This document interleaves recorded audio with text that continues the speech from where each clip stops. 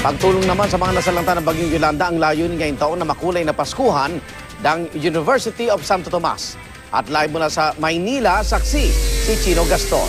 Chino. Arnold, nagsa pa rin ng mga tao dito sa UST campus sa lungsod ng Maynila para sa pagdiriwang ng Paskuhan, ang taunang selebrasyon ng UST community ng Pasko.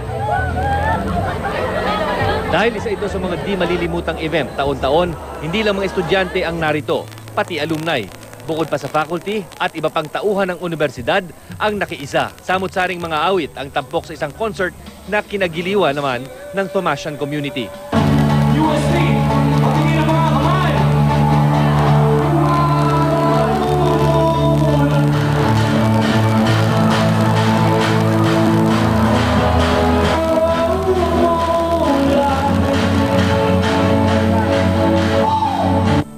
At ayon sa Central Student Council ng Universidad, marami sa mga nagtanghal hindi naningil ng talent fee.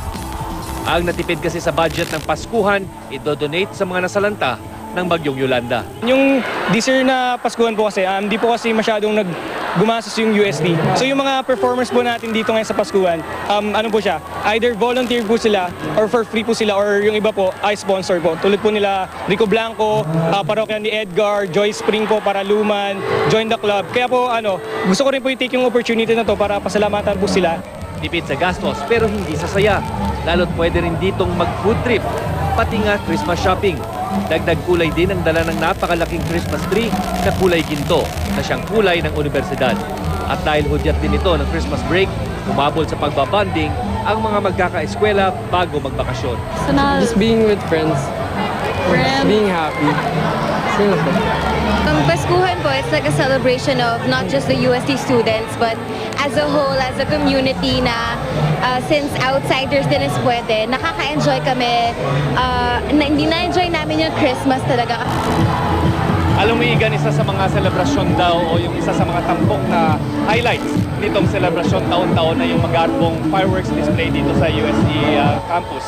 Pero sa pagkakataong ito ay kinansela daw itong fireworks display dahil yung pera pambili sana ng mga fireworks ay dinonate na lamang ng UST community sa mga biktima ng Bagyong Yolanda. At live mula rito sa UST campus sa lungsod ng Manila, ako si Chino Gaston, ang inyong saksi.